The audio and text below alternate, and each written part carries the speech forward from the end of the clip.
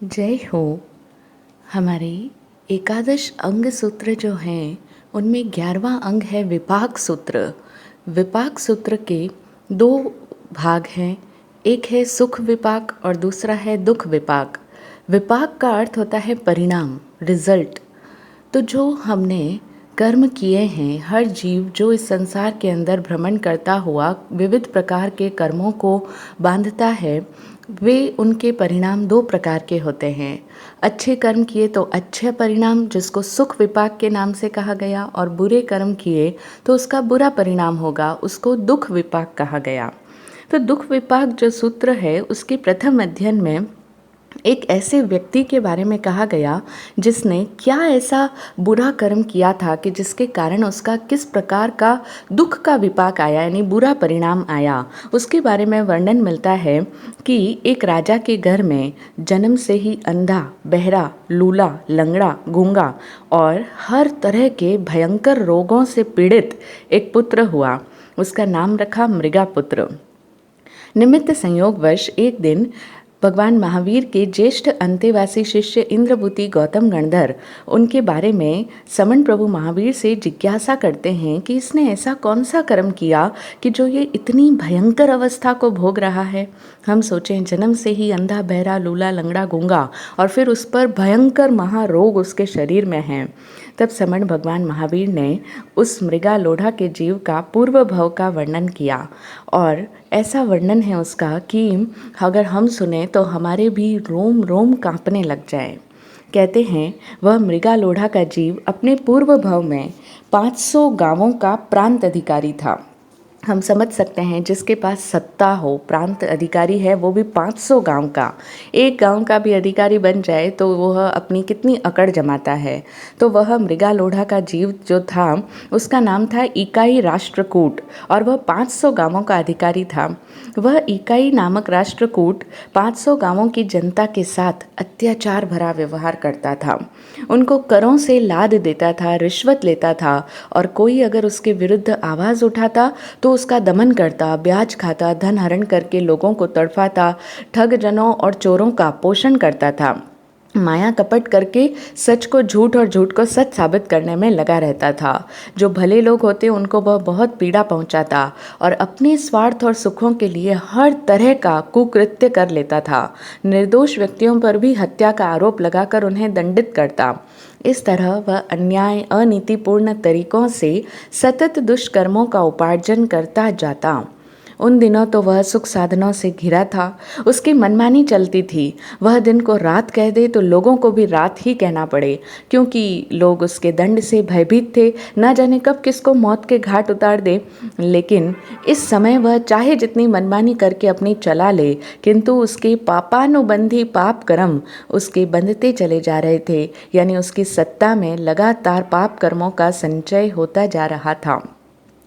सामान्य जनता, अक्सर हम लोगों के मन में भी ये प्रश्न उठते हैं, बार बार हम ये बातें पूछते हैं कि जो भी ये नेता अफसर लोग होते हैं ये इतने दुष्ट होते हैं, दोगले होते हैं, धोखाधड़ी करते हैं, लोगों को कितना ठगते हैं, लेकिन ये सब लोग कितने मज़े करते हैं। इस समय तो इनका जीवन देखो, आहा क्या ठाट बाट, क्या शानो शौकत है, हर व्यक्ति इनका कहना मानने को बाध्य है। और ऐसे क्रूर कर्म करते हुए भी वे लोग तो इतनी मज़े की ज़िंदगी जीते हैं, और हम लोग इतना अच्छी तरह से जीवन जीते हैं, धर्म के अनुसार चलते हैं, न्याय नीति से सब कुछ करते हैं, और हम सज्जन लोगों को इतना कष्ट उठाना पड़ता है। तो क्या कर्मों का फल नहीं मिलता? क्या ये धर्म कर्म की बातें झूठी हैं? धार्मिक लोग, महात्मा लोग तो कहते हैं कि अच्छे कर्म करो अच्छा फल मिलेगा, बुरे कर्म करो बुरा फल मिलेगा। ऐसा सुनते सुनते इतने बरस हो गए, लेकिन प्रत्यक्ष जिंदगी में तो इससे बिल्कुल उल्टा दिखाई देता है। बहुत लोगों के मन में ऐसे प्रश्न होंगे, लेकिन इसी तरह के प्रश्नों का उत्तर आज हम इस ऑडियो के माध्यम से जान रहे हैं कि क्या ऐसा है, सचमुच ये बात सही है कि जो अपराध नहीं करते उनको कष्ट उठाना पड़ता है, और जो कष्ट देने वाले हैं वो सत्ता और संपत्ति के मालिक बनकर ऐश कर रहे हैं। ऐसी हम बहुत तरह की फिल्में भी देखा करते हैं जिसमें इस तरह की कहानियाँ बताई जाती है कि जो लोग दुष्ट हैं वो मज़े करते हैं, और तब ये प्रश्न हमारे ज़हन में बार बार उभरता रहता है, क्या ऐसा है? नहीं, ऐसा बिल्कुल भी नहीं है। चूँकि हम लोग समय की गति को समझ नहीं पाते हैं, इसलिए हमारे द्वारा ये प्रश्न पूछा जाता है। अब हम देखें, उस इकाई राष्ट्रकूट ने जो कुछ किया, उसके दुष्कृत्यों का फल उसे उस जन्म में मिला, लेकिन तदनंतर बाद के जन्मों में लगातार कई कई योनियों तक भी वह दुख उठाता रहेगा। अब देखें, वह इकाई राष्ट्रकूट मरकर यहाँ पर मृगालोढ़ा के रूप में उत्पन्न हुआ, जिसकी हमने प्रारंभ में बात की थी कि जो जन्म से ही अंधा, बहरा, लूला, लंगड़ा, गूंगा था और भयंकर रोगों से पीड़ित था, सारे तरह के रोग उसके शरीर में थे। तो इस जन्म में उसको 16 महारोग थे। उसके शरीर में श्वास, कास, ज्वर, दाह, उदरशूल, भगंदर, बवासीर, दृष्टिशूल, मस्तकशूल, अक्षी वेदना, कर्ण वेदना, खुजली, जलोदर, कुष्ठ रोग, भोजन में अरुचि, इस तरह किसी भी उपचार से जो ठीक ना हो सके ऐसे रोग थे। रोगों से पीड़ित, दुर्ध्यान में रहता था, क्योंकि हम समझ सकते हैं हमारे शरीर में एक बीमारी भी आ जाए तो हम कितना इरिटेट हो जाते हैं, हम कैसे चिड़चिड़े हो जाते हैं, हमारा किसी काम में मन नहीं लगता, इस तरह से। और वह मृगालोढ़ा का जीव जो इकाई राष्ट्रकूट के भव में जिसने इतना अन्याय अत्याचार किया था, लोगों को त्रास पहुंचाया था, वह अब इस जन्म में इतने भयंकर रोगों से पीड़ित था, सतत दुर्ध्यान में ही लगा रहता था। ऐसा व्यक्ति शांत हो पाए, यह तो लगभग असंभव सा ही है। तो इस तरह से ऐसे इस नारकीय जिंदगी को जीने के पश्चात वह सचमुच के नरक में उत्पन्न हुआ, प्रथम नरक में गया, और वहाँ से निकलकर वह एक राजा की रानी के गर्भ रूप में उत्पन्न होगा। लेकिन वहाँ भी उसका शरीर जन्म से ही विभत्स और रोगग्रस्त होगा। उसके विकराल रूप को कोई भी देखना नहीं चाहेगा। उस क्षत्रिय विजय और मृगावती के गर्भ से उत्पन्न हुए उस मृगालोढ़ा के जीव को इस तरह उसके दुष्कृत्यों का दुख, विपाक यानी बुरा परिणाम उसको कई कई जन्मों तक भोगना पड़ेगा। वह अनेक भवों तक अपने ऋणानुबंधों को चुकाता जाएगा। हाँ बंधुओं, हम सभी लोगों का जीवन अपने अपने कर्मों का फल भोगने के लिए ही चल रहा है।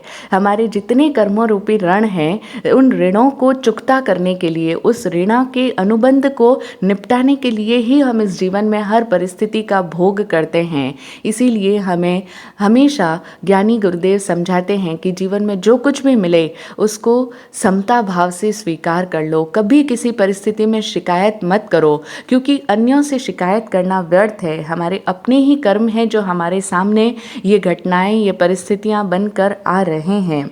इसीलिए हम समझें, हमें भी अपने कर्मों के ऋणों का अनुबंध चुकाना ही होगा।